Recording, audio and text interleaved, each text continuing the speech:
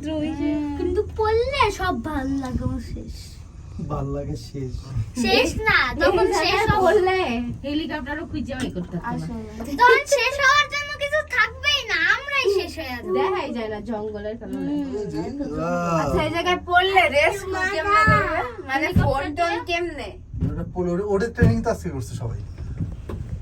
যে পাহাড়ে পড়লে কিভাবে আরে না ওইটা না কিন্তু অ্যালার্ট কেমনে করবে ভিআইপি গন্ডোলা